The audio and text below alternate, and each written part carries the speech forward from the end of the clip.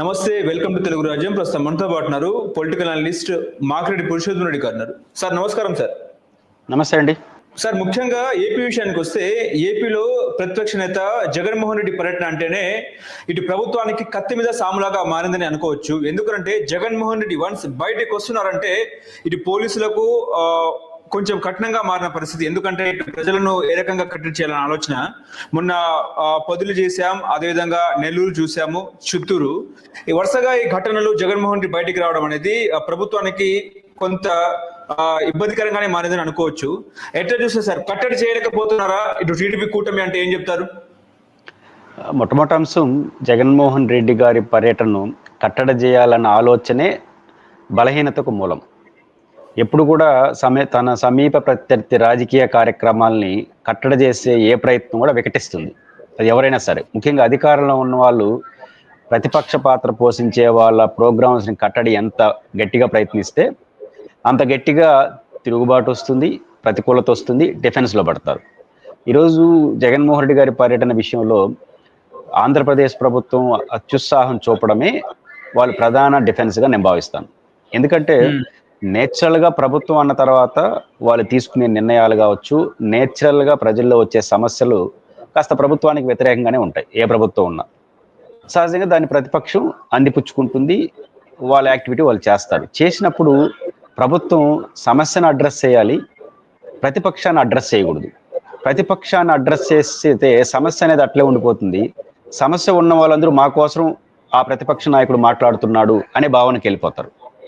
కాబట్టి ఇది ప్రభుత్వం గమనంలో పెట్టుకోవాలి. ఇప్పుడు జగన్మోహన్ రెడ్డి గారు మామిడి రైతుల సమస్యల పైన చిత్తూరు జిల్లాకు వచ్చారు. బేసిక్గా ప్రభుత్వం ఏం చూడాలి, జగన్ గారు ఏం చెప్తున్నాడు, ఆయన చెప్తున్న దాంట్లో మంచి ఏంటి, చెడ్డ ఏంటి, రాజకీయాలు ఏంటి, వీటి జోలికి వెళ్ళకూడదు. అసలు చిత్తూరు జిల్లాలో మామిడి రైతుల సమస్యలు ఉందా, సగటు మామిడి రైతు ఏం భావిస్తున్నాడు, ఏం కష్టపడుతున్నాడు, దీన్ని గమనిస్తే జగన్ గారు అడ్రస్ చేయడం కాకుండా వాళ్ళని అడ్రస్ చేస్తారు. ఎందుకంటే చిత్తూరు జిల్లాలో నేను కూడా ఉంటాను కాబట్టి మామిడి రైతు ఒక ఎకరాకు 20,000 రూపాయలు ఖర్చులు అవుతుంది, పెట్టుబడి ఖర్చులు 1 ఏకర్కు. తర్వాత పంట చేతికి వచ్చిన తర్వాత దాన్ని కోసి మార్కెట్ పంపించే ట్రాక్టరు, ట్రాన్స్పోర్ట్ అంతా కలిసి ఇంకో 10,000 అవుతుంది. అంటే సరాసరిన ఒక ఎకరాకు 30,000 అవుతా ఉంది. ఇప్పుడు ప్రభుత్వం ₹2, ₹3 కిలోకి ఈ మ్యానుఫ్యాక్చరింగ్ యూనిట్స్ కొంటున్నాయి కదా డీలర్స్, వీళ్ళందరూ ఇవన్నీ లెక్కలేసుకుంటే ఎకరాకు 10,000 వస్తూ ఉంది. పెట్టుబడే 30,000 అవుతా ఉంది, రాబడి 10,000, 20,000 నష్టపోతున్నాడు పెట్టుబడిలోనే. కాబట్టి వాడికి ఆ రైతుకి ఎంత తీవ్రమైన వేదతో ఉంటాడు.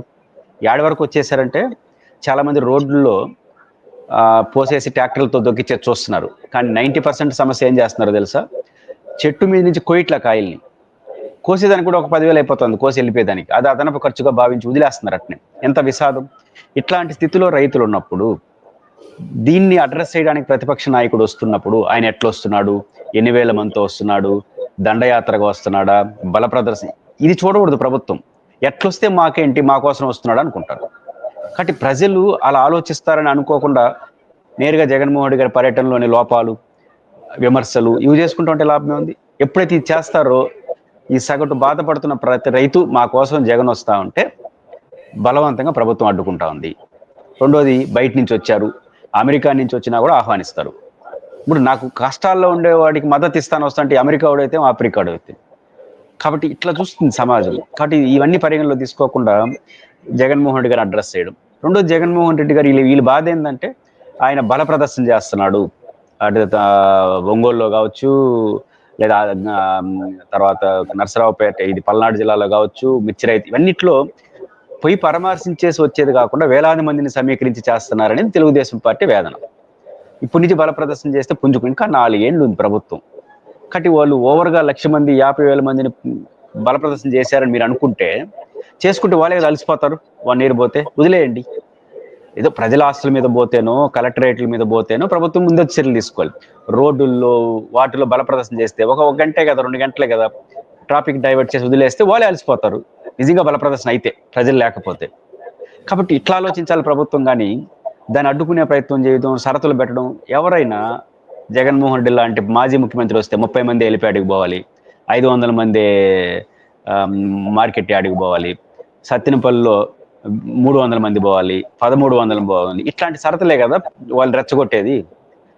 ఇట్లాంటి అసహజమైన షరతులు, ఇట్లాంటి అసహజమైన జోక్యం, సమస్యని ప్రజలను కాకుండా ప్రతిపక్ష నేతను అడ్రస్ చేయడంతోనే అధికార పార్టీ డిఫెన్స్ పాలిటిక్స్ నడుపుతోంది. దాంతో జగన్మోహన్ రెడ్డి గారు అఫెన్స్ లోకి వెళ్తున్నాడు. కాబట్టి ఈరోజు జగన్మోహన్ రెడ్డి అఫెన్స్ లోకి వెళ్ళాడంటే ప్రభుత్వం యొక్క డిఫెన్స్ పాలిటిక్స్, అంటే ప్రభుత్వం ఆలోచన ధోరణి మారాలి. మనం ప్రతిపక్ష నాయకుడి యొక్క కార్యక్రమాల్ని కట్టడి చేయాలనే ఆలోచనే మానుకోవాలి. చేయనివ్వండి, సమస్యలు ముందుకు వస్తాయి, వాళ్ళు బలప్రదర్శన చేస్తే అలిసిపోతారు, ఇంకా 4 ఏళ్ళు ఉంది. ఇట్లా ఆలోచిస్తే చాలా బాగుంటుంది. ఆ వైపుగా ప్రభుత్వం ఆలోచిస్తే ఇట్లాంటి వాతావరణం రాకుండా ఉంటుంది. ఎంత ఎక్కువ చేస్తే శారీరకంగా, పార్టీ పరంగా కొంత ఇన్కన్వీనియన్స్ ఉంటుంది ప్రతిపక్షంకి, జగన్మోహన్ రెడ్డి గారికి. రాజకీయంగా చాలా అఫెన్స్లోకి వెళ్ళిపోతారు, అది చాలా ప్రమాదం. దాన్ని దృష్టిలో పెట్టుకుని ప్రభుత్వం ప్రతిపక్షాన్ని కట్టడి చేసే ఆలోచన మానుకోవాలి. జగన్మోహన్ రెడ్డి గారిని కాకుండా ప్రజలను అడ్రస్ చేసే పని చేస్తే ప్రభుత్వం ఈ డిఫెన్స్ వాతావరణం ఉండదు. కానీ జగన్మోహన్ రెడ్డి ఓడిపోయి 1 year అవుతా ఉన్న నేపథ్యంలో గతంలో మనం చూసుకుంటే 2019లో టీడీపీ ఓడిపోతేనే చంద్రబాబు నాయుడు 3 సంవత్సరాల దాకా కోలుకోలేదు. జగన్మోహన్ రెడ్డి 1 year లోనే మళ్ళీ ప్రజల్లోకి రావడం అనేది అసలు ఎట్లా చూడొచ్చు? దీని వెనకాల ఏమైనా వ్యూహం ఉందా, లేకపోతే అస్త్రాలు ఉన్నాయా, శస్త్రాలు ఉన్నాయా? ఎట్లా అర్థం చేసుకోవచ్చు సార్? జగన్మోహన్ రెడ్డి గారు ఒక డిఫరెంట్ పొలిటీషియన్. ఎవరైనా ఓడిపోతే ఏం చెప్తారు? మైక్ మీదకి వచ్చి ఓడిపోయినాము, తీసుకుంటున్నాము, భవిష్యత్తులో మేము గెలవడానికి ట్రై చేస్తాం, గెలిచిన పార్టీకి అభినందనలు, నిర్మాణాత్మక ప్రతిపక్ష పాత్ర పోషిస్తాం, ఇట్లా ఈ డైలాగులు చూస్తాం. 2014లో జగన్మోహన్ రెడ్డి ఓడిపోయినప్పుడు మీరు పాత వీడియోలు చూడండి. అవును, ఓడిపోయిన దానికి ఏమన్నాడు? వాళ్ళు కొట్టారు, తీసుకుంటున్నాం, మాకు వస్తుంది అవకాశం, ఇంకా బలంగా కొడతాం, ఇట్లా ఎవరైనా మాట్లాడినప్పుడు మీరు చూసినారా ఓడిపోయిన పార్టీని? ఇది జగన్మోహన్ రెడ్డి స్టైలు. 2, జగన్మోహన్ రెడ్డి గారు పోకిరిలో మహేష్ బాబు క్యారెక్టర్. అంటే ఎప్పుడు వచ్చినాము, ఎలా వచ్చినాము అనేది కాదు, ఎప్పుడు వచ్చామో కాదు, బుల్లెట్ దిగిందా లేదా, ఇది కదా మహేష్ బాబు డైలాగు. కాబట్టి ఏం చేస్తే ఓడిపోయినామా గెలిచినామా ఇది కాదు జగన్ గారిది. నేరుగా గుద్దుకుంటూ పోవడమే, రాజకీయాల్లో ఎదుర్కోవడమే. ఎందుకంటే జగన్ గారి రాజకీయ జీవితం ప్రారంభమే ఎదురీత. రాజశేఖర్ గారు చనిపోయిన వెంటనే ఓదార్పు యాత్ర, కేంద్రంలో రాష్ట్ర ప్రభుత్వానికి వ్యతిరేకంగా పోరాటం, వెంటనే అరెస్టు, తర్వాత జైలు, తర్వాత పాదయాత్ర, తర్వాత రాష్ట్ర విభజన, ప్రతి ఘటన ఆయన ఎదురెత్తున సాగింది. దాంట్లో రాళ్ళు తేలిపోయినాడు ఆయన. జగన్మోహన్ రెడ్డి గారు మొండి ఘట్టం. కానీ ఇట్లాంటి ప్రతిపక్ష నాయకుడితో కొంత డిఫికల్ట్. మామూలుగానే ప్రతిపక్షాన్ని అడ్రస్ చేయకూడదు, ఇట్లాంటి క్యారెక్టర్తో అసలు అడ్రస్ చేయకూడదు. మీరు ప్రజలను అడ్రస్ చేసుకుంటూ పోతే జగన్ ఒంటరి అవుతాడు. కానీ జగన్మోహన్ రెడ్డిని అడ్రస్ చేయడమే వీళ్ళు చేస్తున్న ప్రధాన తప్పు. దాంతో ఓటమి ఉన్న జగన్మోహన్ రెడ్డి గారి మామూలు ఓటమే. మన జరిగిన ఓటమి వైనాట్ 175 అన్న ఊహ నుంచి ఏకంగా 11 బడి పూసినారు. 151 సీట్లు వైనాట్ 175 నుంచి వీళ్ళకు 164 ఎందుకు వచ్చినాయా అని ఆలోచించేంత ఓట్లు వచ్చేసిన వాళ్ళకి. ఇట్లాంటి దశలో 1 year తిరక్క ముందుగానే వాళ్ళకి అనుకూలంగా ఉండే ఏబిఎన్ లాంటి వాళ్ళు జగన్మోహన్ రెడ్డి అంటే భయపడిపోతున్నారు అంటే మళ్ళీ వస్తాడు. ఇంకా 4 ఏళ్ళు ఉంది మీ పరిపాలన, ఇంకా ఉన్నా కూడా ఇట్లాంటి ఊహల్లోకి వెళ్తున్నారంటే ఇప్పుడు జగన్మోహన్ రెడ్డి గారు బలపడుతున్నాడా, మీరు బలం చేకూరుస్తున్నారా? కాబట్టి జగన్మోహన్ రెడ్డి గారిని ఇంకా 4 ఏళ్ళు ఎలక్షన్స్ ఉండగానే మళ్ళీ జగన్ వస్తే ఏంటి ఈ డైలాగ్ కరెక్ట్? అసలు మళ్ళీ జగన్ రానిలేదు కదా, మొన్న ఎన్నికల్లో రానిలేదు అనుకున్నారు, ఓడిపోయినాడు. ఇంకా 5 ఏళ్ళ తర్వాత జరిగి మళ్ళీ రానివన్నారంటే ఇంక పరిపాలన చేస్తారా, ఆయన రానికుండా చేస్తారా?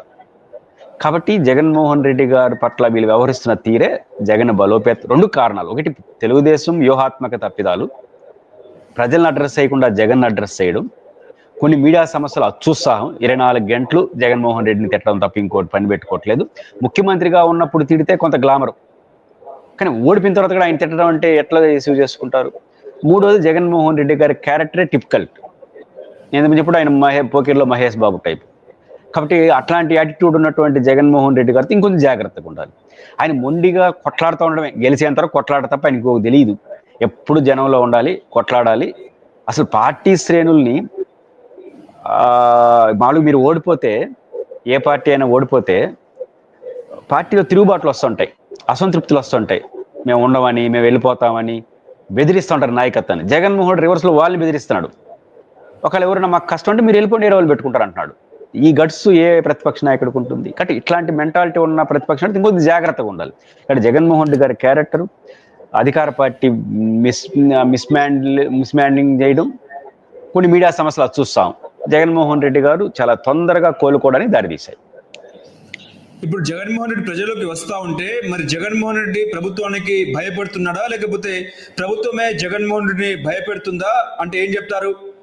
రాజకీయాల్లో ఎప్పుడు భయపడడం భయపెట్టడం ఉండదు. ఉపన్యాసాల్లో భయపెట్టినట్టు ఉంటుంది. వాళ్ళు ఏం భయపట్టరు. పాయింట్ ఏంటంటే ప్రభుత్వానికి నష్టమా లాభమా? జగన్మోహన్ రెడ్డి ఇప్పుడు వీటి గమనంలో పెట్టుకోవాలి. జగన్మోహన్ రెడ్డి ఓడిపోయినాటికి ఆయనకి 40% ఓట్లు, కూటమికి ఆయనకి మధ్య 14% ఓట్లు తేడా ఉన్నా 7.58% ఓట్లు కానీ ఇటు వచ్చేసినాయంటే మళ్ళీ జగన్ గెలిచిపోతాడు. అంటే 780% ఓట్లు. జనరల్గా జగన్మోహన్ రెడ్డి గారు ఓడిపోయిన తర్వాత, ఘోర ఓటమి జరిగిన తర్వాత ఆ ఓట్లు అడిగి పోవు. ఆ 40% ఓట్లు అట్లే ఆ టైంలో కూడా ఆయనకి వేసారంటే ఇంక పోవు అవి. ఓడిపోయిన తర్వాత ఆయన ముందు కోపాలన్నీ పోతాయి కదా అందరికి. ఫస్ట్ సానుభూతి రాకపోవచ్చు, కోపాలు ఇంకా ఆయన ఎందుకు గొడవ అనుకోండి, ఓడిపోయినాడు అనుకుంటాం. ఫస్ట్ కోపం పోతుంది, అది కూడా ఆయనకు అడ్వాంటేజే కదా. ఓడిచ్చేసిన కోపం పోతుంది.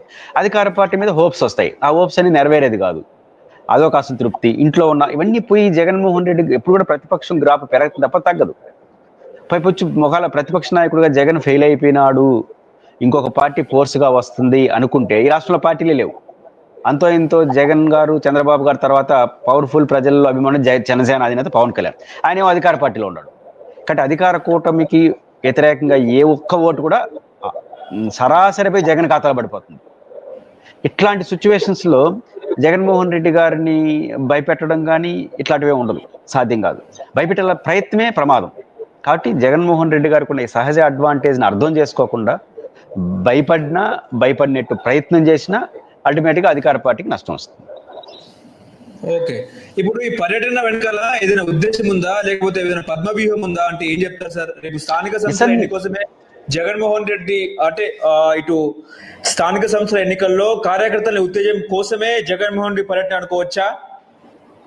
నో, బేసిక్గా ఎలక్షన్లో ఓడిపోయారు. ఆయన ఫస్ట్ ప్రయత్నం పార్టీని మళ్ళీ భవిష్యత్తు ఉంది అని నిరూపించాలి. పార్టీ శ్రేణులు భయోత్పాతకు గురినప్పుడు ధైర్యం చెప్పాలి. మూడోది మళ్ళీ అధికారంలోకి వస్తామన్న కాన్ఫిడెన్స్ ఇవ్వాలి. ఈ మూడు ఖచ్చితంగా ఓడిపోయిన వాళ్ళకి ముందున్న కర్తవ్యం. కాబట్టి పార్టీని ఇంటర్నల్గా సరిదిద్దుకునే ప్రయత్నం ఒకవైపు చేస్తున్నాడు. మేమేం భయపడట్లేదు అని ఈదుల్లోకి వస్తున్నాడు. పార్టీ శ్రేణులకు ఎక్కడన్నా గొడవ జరిగితే భరోసా ఇస్తున్నాడు. రెండు, ఆల్టర్నేటివ్గా ప్రజల సమస్యలకు గొంతుగ్గా మారుతున్నాడు. ఈ రాష్ట్రంలో ప్రజలకు ఏదైనా సమస్య వస్తే అడ్రస్ ఎవర్రా అంటే జగనే. కాబట్టి కూటమికి వ్యతిరేకంగా ఏ ఒక్క ఓటు వచ్చినా జగన్ ఖాతాలో పడిపోవాలి. ఇట్లాంటి వ్యూహంతో ఆయన వెళ్తున్నాడు. అది ఆయన బాధ్యత.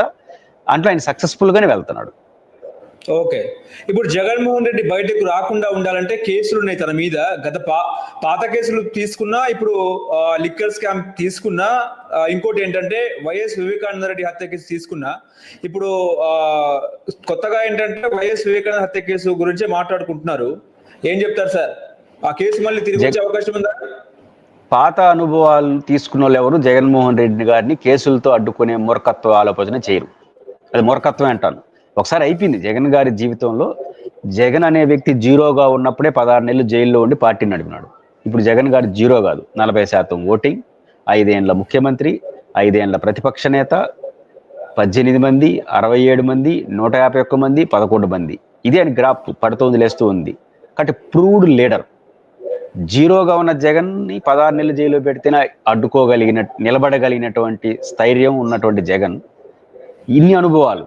ఆ తర్వాతే కదా 18 గెలిచాడు, 67 గెలిచి ప్రతిపక్ష నాయకుడు అయినాడు, 151 గెలిచి ముఖ్యమంత్రి అయిపోయినాడు, మళ్ళీ ప్రతిపక్షం. కాబట్టి స్టెబిలిటీ వచ్చేసింది ఆయనకి. ఈ పరిస్థితుల్లో ఆ కేసులతో జగన్ ఏమీ చేయలేరు. అంటే అరెస్ట్ చేసి జైల్లో పెడతారు. ఎక్కువ రోజులు కూడా పెట్టడం సాధ్యంగా, చట్టాలు చాలా మారిపోయినాయి. కాబట్టి జగన్మోహన్ రెడ్డి గారిని జైల్లో పెట్టడం, జగన్మోహన్ రెడ్డి గారిని అరెస్ట్ చేయడం, లేదా జగన్మోహన్ రెడ్డి గారి పర్యటనలు కట్టడి చేయడంతో జగన్ అడ్డుకోలేరు. ఇట్లాంటి ప్రయత్నాలు ఎన్ని చేస్తే అంత జగన్ మరింత బలపడతాడు. ప్రభుత్వం ఒకటే చేయాలి, జగన్మోహన్ రెడ్డి గారి కాలంలో జరిగినట్టు తప్పులు మీరు చేయకూడదు. మీరు ఎన్నికల్లో మీ మీద ప్రజలు వేసి పెట్టుకున్న ఆశల్ని అడ్రస్ చేయాలి. చేయగలిగింది చేయాలి, చేయలేని దానికి వివరణ ఇచ్చుకోవాలి, బాధ్యతాయుతంగా ఉండాలి. ఇదొక్కటే జగన్మోహన్ రెడ్డిని అడ్డుకుంటుంది తప్ప ఈ మూడు వదిలేసి జగన్ అడ్డుకునే ప్రయత్నం డైరెక్ట్గా మీరు చేశారంటే మాత్రం నష్టపోయేది మీరే. జగన్ని జైల్లో కేసులతో జగన్ ఎవరు ఏం చేయలేరు. అది సాధ్యంగా ఆల్రెడీ ప్రూవ్ అయింది. మళ్ళీ చేస్తే ఇంకొంచెం ఆయన బలపడతాడు తప్ప బలహీనపడాడు. అంటే పైనుంచి బీజేపీ ఆశీస్సులు జగన్ కి పుష్కలంగా ఉన్నాయి కాబట్టి ఈ కేసులన్నీ బయటకు రావు, అంతేనా? జగన్మోహన్ రెడ్డి గారు బీజేపీ ఆశీస్సులు అవసరం కూడా లేదు. ఆయనకు ఉన్నది ఒకటి, ప్రజల ఆశీస్సులు ఉన్నాయి. బలమైన ప్రజానాయకుడు ఆయన. ఆయన పైన గతంలో పెట్టిన కేసులు ఏమి నిలబడవు, అది సాధ్యం కాదు. కొత్తగా ఏదైనా కేసులు పెట్టినా ఆయన పెద్ద ఇబ్బంది ఏం పెట్టడు. కాబట్టి కేసులతో జగన్ గారిని ఏం చేయలేదు. బీజేపీ ఆశీస్సులు ఉన్నా లేకపోయినా జగన్ గారికి వచ్చే నష్టం లేదు. బీజేపీ ఆశీస్సులు ఇప్పుడు ఉండాల్సిన అవసరం కూడా ఆయనకి ఏమీ లేదు. కాబట్టి ఇది ఊరికే ప్రచారం తప్ప ఇంకోటి. మహా అంటే బీజేపీలో ఒత్తిడి చేసి తెలుగుదేశం మీద మహా అంటే ఒకరోజు అరెస్ట్ చేయకుండా ఆపుతారేమో. అంతమించి బీజేపీలో ఏం చేస్తారు? కేసుని అయితే కొట్టేయలేరు కదా, కొట్టరు కదా. అంటే ఆల్రెడీ జగన్ గారిని జైల్లో పెట్టి అనుభవం అయిపోయింది కదా. జైల్లో పెట్టిన పార్టీ ఢిల్లీ వాళ్ళు ఏమైనారు, స్టేట్ వాళ్ళు ఏమైనారు, నామరూపాలు లేకుండా పోయింది కాంగ్రెస్. కాబట్టి ఒక ఆశీస్సులు అవసరం లేదు. జగన్మోహన్ రెడ్డి గారికి బీజేపీ అయినా ఇంకోటి ఆశీస్సులు ఎప్పుడు ఉంటాయంటే జనం ఆశీస్సులు ఉన్నప్పుడు ఉంటాయి. జగన్ గారికి జనం ఆశీస్సులు 40% ఓట్లు ఉన్నాయి ప్రతికూల పరిస్థితిలో. ఇంకా అది పెరిగిన తప్ప తగ్గల. యాజ్ ఎ సింగిల్ పర్సన్ గా ఈ రాష్ట్రంలో ఈ రోజు కూడా ఓడిపోయినప్పుడు కూడా జగనే is number 1 as a single person. ఎందుకంటే జగన్మోహన్ రెడ్డి గారికి అక్షరాల వచ్చిన ఓట్లు ఘోరంగా ఓడిపోయినప్పుడు చెప్తున్నాను, 1,32,00,000 ఓట్లు అక్షరాల జగన్మోహన్ రెడ్డి గారికి ఓడిపోయినప్పుడు, మొన్న ఘోరంగా ఓడిపోయినప్పుడు వచ్చిన ఓట్లు 1,32,00,000. నరేంద్ర మోడీ గారు, చంద్రబాబు నాయుడు గారు, పవన్ కళ్యాణ్ గారు, వీళ్ళు ముగ్గురు కలిసి వచ్చిన ఓట్లు 1,80,00,000 ఓట్లు. అంటే 50 లక్షల ఓట్లు ఎక్కువ వాళ్ళకి. యాజ్ ఎ సింగిల్ ఇండివిజువల్ లెక్కలు తీసుకుంటే ఈ రోజు కూడా నెంబర్ 1 జగనే. మనం ఓడిపోయినప్పుడు కూడా చెప్తున్నాను. అలాంటి పరిస్థితిలో ఉన్న జగన్మోహన్ రెడ్డి గారిని కేసులతోనో ఇంకోటితో ఎదుర్కోవడం అనేది సాధ్యం కాదు. అది అనవసరం కూడా. నేను అన్నట్టు ప్రజల్ని అడ్రస్ చేయడం, వ్యూహాత్మకంగా వెళ్ళడం, చేయగలిగింది చేయడం, చేయలేనిది నిజాయితీగా చేయలేమని చెప్పడం, వారు చేసిన తప్పుల్ని మీరు చేయకుండా ఉండడం. ఇదే శ్రీరామ రక్ష అధికార పార్టీకి తప్ప ఇంకేం మెత్తడు పోయినా జగన్ ఏమి చేయలేరు, మీకు పెద్ద ఉపయోగపడేదే ఉండదు. కానీ ఇటు జనసేన సైనికులు ఇంకోటి ఏంటంటే టీడీపీ కార్యకర్తలు ఒక భావన ఏంటంటే ఇంకా ప్రభుత్వం ఏర్పడి 1 year అవుతున్నా కూడా జగన్మోహన్ రెడ్డి దగ్గరికి చంద్రబాబు ఎందుకు వెళ్తలేడు, ఎందుకు టచ్ చేస్తలేడు అనేది ప్రశ్న. టచ్ చేయాలనేది ఈ కోరిక, సోషల్ మీడియాలో ఉన్న కోరిక, ప్రజల్లో ఉన్న కోరిక ఏం కాదు, బాధ్యతలో ఉన్న. ఇప్పుడు కూడా ప్రతిపక్ష నాయకుని టచ్ చేసుకుంటా పోతే మీరైపోతారు. అక్కడ చంద్రబాబు నాయుడు అరెస్ట్ చేసినప్పుడు ఏమైందో తెలియదా? జగన్మోహన్ అరెస్ట్ చేసినప్పుడు అదే జరుగుతుంది. కాబట్టి టచ్ చేయలేని ఆనందం, ఈ సోషల్ మీడియా ఆనందం, కొన్ని మీడియా సంస్థల ఆనందం, ఈ ఆనందాన్ని కానీ తెలుగుదేశం పార్టీ నెత్తిని ఎట్టుకునిందంటే నిండా మునుగుతారు. కానీ ప్రజలు ఏమనుకుంటున్నారని ప్రధానం తప్ప ఈ అత్యుత్సాహపరుచులు, సోషల్ మీడియాలో యాక్టివిస్టులు, కొన్ని మీడియా సమస్యల ఉత్సాహాన్ని కానీ అడ్రస్ చేసిందంటే తెలుగుదేశం పార్టీ నిండా మునుగుతారు. కాబట్టి ఆ వైపు వెళ్లకుండా ఉంటేనే వాళ్ళకి మంచిది. ఓకే, ఇప్పుడు నిన్న పేర్ని నాని చేసిన వ్యాఖ్యలు ఎలా చూడొచ్చు? మళ్ళీ రప్పరప్ప వర్సెస్ రెడ్ బుక్, వైసీపీ అధికారంలోకి వస్తే చీకటి పడడమే లేటు, వెంటనే నరకేయాలి అన్నట్టు కూడా ఆయన మాట్లాడడం జరిగినట్టు కూడా వార్తలు వచ్చినాయి. ఏం చెప్తారు సార్ దీని మీద? ఇది దురదృష్టం, ఇట్లాంటి చర్చలే రాకూడదు అసలు. అయితే దురదృష్టంలో అదృష్టం ఏంటంటే వాళ్ళు రప్ప ఏమి చేయరు, వీళ్ళు అడ్డంగా నరికేది ఏముండదు. తెలుగుదేశం పార్టీ వాళ్ళు పవన్ కళ్యాణ్ అంటున్నాడు కదా, తొక్కి నారదీస్తాను, ఆ నారదీసేది లేదు, వీళ్ళు కొట్టేది లేదు. కాకపోతే వాళ్ళు వరుసపెట్టి అరెస్టులు చేస్తున్నారు కాబట్టి వాళ్ళ సంగతి మనం కూడా చూద్దామని వీళ్ళు ఆవేశంగా మాట్లాడు. కొన్ని ఘటనలు జరుగుతాయి, జరగకుండా ఏం పోవు, కొన్ని ఘటనలు జరుగుతాయి, కానీ వాడు చెప్పిందన్నీ జరగవు. కాబట్టి ఇట్లాంటి చర్చ ప్రజాస్వామ్యంలో రావడం అనవసరం. అధికార పార్టీ ఇట్లాంటి వాటికి ఫుల్ స్టాప్ పెట్టాలి, వీళ్ళు కూడా దాని కొనసాగింపు ఫుల్ స్టాప్ ప్రజాస్వామ్యబద్ధంగా వ్యవహరించాలి, తప్పులు ఒప్పులు సరిదిద్దుకోవాలి తప్ప ఇట్లాంటి జరగదు. అయితే వాడు రెడ్ బుక్ అని పదే అంటా ఉంటే మీ సంగతి మేము కూడా చూస్తాము అని వీళ్ళు రప్ప అని ఒకడు అంటున్నారు. అంతే తప్పు, వాళ్ళు అడిగి కౌంటర్ టు కౌంటర్ అంతే తప్ప ఇదేమి చేస్తారని అనుకోవాల్సిన అవసరం లేదు. అంటే ఇప్పుడు టీడీపీ శ్రేణులు ఏమో పేరు నాని మీద కొన్ని సెక్షన్ల కింద కేసు నమోదు చేయాలి, అదేవిధంగా జైలుకు పంపాలని చెప్పేసి వాళ్ళు చెప్తారు కదా. ఇప్పుడు సహజంగా చెప్తారా, కేసులు పెడతారు, వాళ్ళ మీద వీళ్ళు కేసులు పెడతారు, ఇవన్నీ మామూలే. కేసు పెట్టడానికి ఏమైంది, ప్రభుత్వం అనుకుంటే ఏ కేసు అయినా పెట్టచ్చు. దీనివల్ల ప్రయోజనం ఏముండదు, ప్రజల సమస్యలు డైవర్ట్ అవుతాయి తప్ప ఇంకోటి ఉండదు. ప్రజల సమస్యలు డైవర్ట్ అయితే అది అధికార పార్టీకే నష్టం.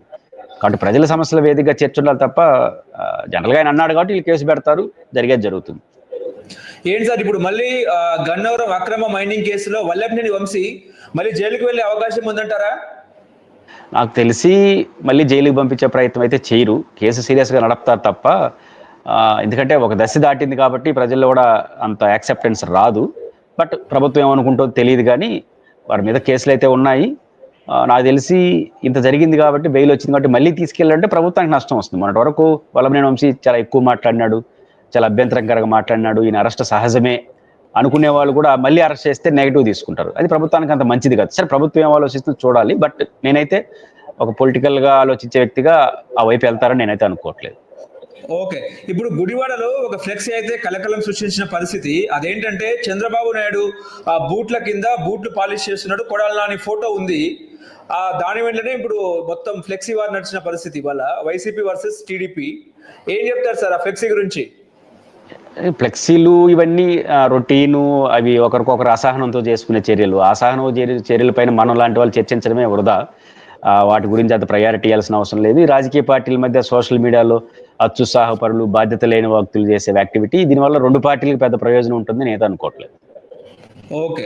ఇప్పుడు పవన్ కళ్యాణ్ చేసిన వ్యాఖ్యలు ఎలా చూడొచ్చు? ఆయన మాతృభాషని తల్లితో పోల్చారు. అదేవిధంగా అమ్మ భాష అన్నారు. హిందీని పెద్దమ్మ భాష అని చెప్పడం జరిగింది. ఏంటి సార్ ఇప్పుడు దక్షిణ భారతదేశం, ఉత్తర భారతదేశం మధ్యలో హిందీ లాంగ్వేజ్ ఫైటింగ్ ఎట్లా చూస్తారు సార్? పవన్ కళ్యాణ్ గారు ఉపన్యాసాలు సినిమాటిక్గా ఉన్నాయి. రెండు ఆయనకి హిందీ భాష మీద ప్రేమ కాదు, లేదా జాతీయ భాష అయిన హిందీ భాష మీద ప్రేమ కాదు, జాతీయ పార్టీ అయిన బీజేపీ మీద ప్రేమ. భాష పేరుతో బీజేపీ ప్రేమను పొందడం కోసం తపన పడుతున్నట్టుగా నాకు అర్థమవుతోంది. గతంలోనే హిందీ భాష పైన దానికి భిన్నంగా మాట్లాడిన పవన్ కళ్యాణ్ అనే వ్యక్తి ఈరోజు దానికి భిన్నంగా మాట్లాడుతున్నాడంటే అర్థం ఏంటి? బీజేపీ మెప్పు కోసం ప్రయత్నం, భాష పేరుతో బీజేపీ భజన చేసే ప్రయత్నం చేస్తున్నాడు, బీజేపీ మెప్పు కోసం ప్రయత్నం చేస్తున్నాడు. పోయి ఆయన చెప్పిన దాంట్లో ఏదైనా చిన్న లాజిక్ ఉందా? ఏ లాజిక్ లేదు, అన్ని ఇల్లాజికల్. పెద్దమ్మ, చిన్నమ్మ. ఇప్పుడు పెద్దమ్మ అంటే అర్థం ఏంటి? భాష అనేది ఎట్ట చూడాలి? పెద్దమ్మలు, చిన్నమ్మలు, అత్తలు, మామలు ఉండరు. భాషను ఎట్ట చూస్తామంటే మాతృభాష, ఉపాధి భాష. మాతృభాష అనేది మన తల్లి భాషగా వస్తుంది. మనకు తెలుగు కావచ్చు, ఇంకొకరికి హిందీ కావచ్చు, ఇంకొకరికి మలయాళం కావచ్చు, తమిళ్ కావచ్చు. మాతృభాష అనేది ఒకటి పుట్టుకతో వస్తుంది. బతుకు తెరువు కోసం ఉపాధి అనేది ఒక ప్రధానంగా ముందుకు వచ్చింది. ఎందుకంటే మన ఊర్లోనే ఉపాధి దొరికినప్పుడు ఉపాధి భాష అవసరం లే, మన సొంత భాష ఉంటే చాలు. కానీ ఈరోజు ఉపాధి కోసం మల్టీ లెవెల్లో విశ్వవ్యాప్తంగా వెళ్తున్నాం కాబట్టి ఉపాధి భాష ఏది ఇది ప్రపంచంలో అంటే ఇంగ్లీష్. ఇంగ్లీష్ తెలియకుండా హిందీతో లబ్ధి పొందిన వాళ్ళు, ఉపాధి పొందిన వాళ్ళు ఎవరైనా ఉన్నారు చెప్పండి? హిందీ తెలియకపోయినా ఇంగ్లీష్ తెలిస్తే ప్రపంచంలో ఎక్కడా బతికిపోవచ్చు. కాబట్టి ఇంగ్లీష్ అనేది ఉపాధి భాష, మన మాతృభాష తెలుగు. కానీ మూడో భాష, జాతీయ భాష హిందీ నేర్చుకోవచ్చా? ఓపుకుంటే నేర్చుకోవచ్చు, ఆప్షన్లో పెట్టుకోండి. పివి నరసింహారావు గారు 16 భాషలు నేర్చుకున్నాడు. అంత ఓపుకుంటే పవన్ కళ్యాణ్ గారు 20 భాషలు నేర్చుకోవచ్చు, అభ్యంతరం ఏం లేదు. కానీ జనం మీద రుద్దాల్సిన అవసరం లేదు. ఈరోజు ఎందుకు నేర్చుకోవాలి హిందీ భాష అనేది ప్రాథమిక అంశం. మాతృభాష, ఉపాధి భాష ఉండాలి. హిందీ ఆప్షన్గా పెట్టుకోండి, సంస్కృతం ఆప్షన్ పెట్టుకోండి. కానీ బలవంతం చేసే ప్రయత్నం జాతీయ భాషను పెట్టి దానికి ముద్దు పేరు పెట్టింది పెద్దమ్మ. ఇప్పుడు పెద్దమ్మే కదా, చిన్నమ్మలు వద్దా? ఇప్పుడు పెద్దమ్మ హిందీ భాష, మరి తమిళ్, మలయాళం ఇవి చిన్నమ్మలు అనుకొని వాదుగడి నేర్చుకుందామా? పెద్దమ్మలు, చిన్నమ్మలు అంది నేర్చుకొని ఒక 50 భాషలు నేర్చుకొని మైండ్ ఖరాబ్ కావాలన్నా? సాధ్యం అవుతుందా? అందరూ పివి నరసింహారావులు, పవన్ కళ్యాణ్ కాలేరు కదా. కాబట్టి పెద్దమ్మలు, చిన్నమ్మలు ఏమి ఉండరు. ఖచ్చితంగా వారికి పెద్దమ్మలు ఇవన్నీ మాట్లాడాలి కాబట్టి మాట్లాడినాడు తప్ప దాంట్లో ఏమి లాజిక్ లేదు, ఏమీ లేదు. రెండోది పవన్ కళ్యాణ్ గారు చెప్తున్న ఇంకొక లాజికల్ అర్థం లేని మాట ఏంటంటే, ఒక మాట చెప్తున్నాడు ఆయన, తమిళ సినిమాలు, తెలుగు సినిమాలు హిందీలో డబ్ చేయట్లేదా, హిందీలో వ్యాపారాలు చేసుకోవట్లేదా? ఇది ఆయన మాట్లాడుతున్న మాట. దీంట్లో నిజాయితీ ఉంది, పవన్ కళ్యాణ్ గారిలో నిజాయితీ లేదు. ఎందుకంటే ఇప్పుడు తెలుగులో బాహుబలి సూపర్ హిట్ అయింది, లేదా RRR సూపర్ హిట్ అయింది. దాన్ని హిందీలో తీసి మొన్న పుష్ప 2 సూపర్ హిట్ అయింది. దాన్ని హిందీలో బదిలీ చేసి హిందీలో డబ్ చేసి వాళ్ళు సినిమా తీశారు. ఈయనేమంటాడు, మీరు వ్యాపారం కోసం మాత్రం హిందీ కావాలి, హిందీ భాష మాత్రం మీరు నేర్చుకోరా. దీంట్లో ఎంత అసహజం ఉందంటే, హిందీలో RRR కానీ, పుష్ప 2 కానీ, లేదా బాహుబలి కానీ హిందీలో ఎందుకు, తెలుగులో కూడా పంపించవచ్చు. తెలుగులో పోయి బీహార్లో, హిందీ రాష్ట్రాల్లో చేయడం, తెలుగు సినిమా రిలీజ్ చేయడం అంటే వాళ్ళని అవమానించినట్టు. ఈ భాషని హిందీలో డబ్ చేసి బీహార్లో వాటి చోట్ల రిలీజ్ చేస్తున్నాం అంటే వాళ్ళ మాతృభాషను మనం గౌరవించినట్లు లెక్క. మీరు కూడా హిందీలో చేసిన సినిమాల్ని తమిళ్లోనో తెలుగులోనో డబ్ చేసి తీయండి. దాని డబ్బి ఇప్పుడు మైనే ప్యార్కి అనే ఏదో సినిమాను, హిందీ పాపులర్ సినిమా ప్రేమ పౌరాల పేరుతో తెలుగులో సూపర్ హిట్ అయింది, హిందీలో వచ్చింది, తీయండి. అంటే అప్పుడు మనం తెలుగు సినిమాలని, తమిళ సినిమాలని హిందీలో డబ్ చేస్తున్నాం అంటే వాళ్ళు మాతృభాషను మనం గౌరవిస్తున్నాం అంతే తప్ప. మనం ఇప్పుడు బాహుబలి ఉంది, సూపర్ హిట్ సినిమా, బీహార్లో కూడా తెలుగులో రిలీజ్ చేసాడు, కొంతమంది చూస్తారు. కానీ అట్లా చేయదలుచుకోవాలా. ఎందుకంటే వాళ్ళ మాతృభాష మనం గౌరవిస్తున్నాం. అట్లే హిందీ సినిమాలు కూడా మన ప్రాంతీయ భాషలో డబ్ చేసుకొని వ్యాపారం చేసుకోండి. అప్పుడు కాబట్టి ఏ భాషలో గౌరవించాలి ఆ భాష గౌరవించాలి. కానీ ఈ లాజిక్ తెలియకుండా పవన్ కళ్యాణ్ గారు వాళ్ళ వ్యాపారానికి ఎందుకు వస్తున్నారు? కాబట్టి పూర్తిగా బీజేపీలో గుడ్ విల్ కోసం, బీజేపీ మెప్పు కోసం భాష పేరుతో ఆయన వ్యవహారాలు నేస్తున్నాడు. ఇది ఆయనకి ప్రయోజనం ఉండదు, సమాజానికి ప్రయోజనం ఉండదు. ఏదో బీజేపీ మెప్పుతో పొందొచ్చే కానీ ఆయన చేస్తున్న రాజకీయం బాత పేరుతో లాజిక్లు లేదు, అర్థం లేదు. అది మన మానవ ప్రగతి కూడా ఉపయోగపడే అయితే కాదు. రేపు తమిళనాడు ఎన్నికల్లో దృష్టిలో ఉంచుకుని ఇలాంటి వ్యాఖ్యలు చేస్తున్నారు అనుకోవచ్చా? తమిళనాడు ఎన్నికల్లో ఆయన పాత్ర ఏముంటుందిలే కానీ ఏదో సినిమా హీరో కాబట్టి పోవడం. కాబట్టి పాయింట్ ఏంటంటే తమిళనాడు ఎన్నికల్లో బీజేపీ వాళ్ళు సర్వశక్తులు పడుతున్నాయి. పవన్ కళ్యాణ్ గారు సినిమా హీరో కాబట్టి ఆయనకి ఎంత ఉపయోగపడితే అంత ఉపయోగించుకుంటారు అంతే తప్ప ఈయన పోయి ఆడ చేసేది ఏమి ఉండదు. కాబట్టి అంత పెద్ద విషయం ఉండదు. బట్ తమిళనాడులో ఇట్లాంటి చర్చ ఎక్కువ చేస్తే ఇంకొంచెం వాళ్ళు సంఘటితం అవుతారు, వీళ్ళందరూ కలిసి మన మీద దాడి చేస్తున్నారని. కాబట్టి తమిళనాడులో ఇట్లాంటి ఉపన్యాసాలు చెప్తే తమిళనాడులో బీజేపీకే నష్టం తప్ప ఆడున్న ప్రతిపక్షాలకే ఉండదు. ఆడ డిఎంకేనే కాదు, డిఎంకేని రాజకీయంగా వ్యతిరేకించే ఏఐడిఎంకే, కార్తీక్ అందరూ కూడా దీన్ని వ్యతిరేకిస్తున్నారు పవన్ కళ్యాణ్ లాజిక్ ని. దీన్ని బట్టి ఆయన అర్థం చేసుకుంటే ఆయనకి మంచిది, అర్థం చేసుకోకపోతే ఆయనకే నష్టం.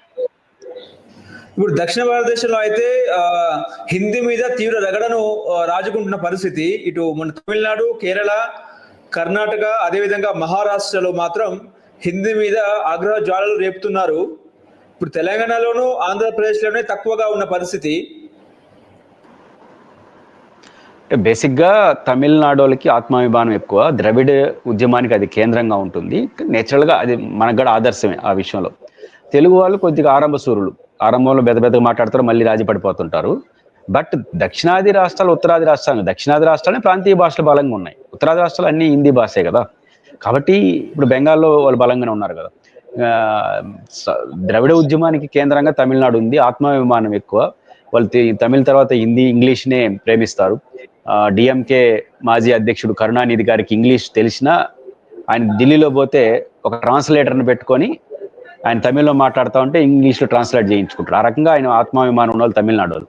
ఖచ్చితంగా మనం దాన్ని స్పిరిట్గా తీసుకోవాలి. కాబట్టి దక్షిణాది ఉత్తరాది అని తేడా కాదు, కానీ దక్షిణాదిలో వివిధ రాష్ట్రాల్లో బలమైన మాతృభాషలు ఉన్నాయి కాబట్టి ఆ వ్యత్యాసం కనపడుతుంది తప్ప ఈ దక్షిణాది ఉత్తరాది సమస్యగా చూడాల్సిన అవసరం లేదు. ఓకే, హలో, తెలుగు రాజ్యం ఛానల్ చూస్తున్నారా? సామాజిక, రాజకీయ, జీవన చిత్రణే తెలుగు రాజ్యం. అతిశయోక్తులు, అసత్యాలు ఉండవు. రాజకీయ కోణం కాదు, ప్రజా కోణమే కొలబద్ద. తెలుగు రాజ్యం వీక్షణ మీ ఉత్తమ అభిరుచికి నిదర్శనం.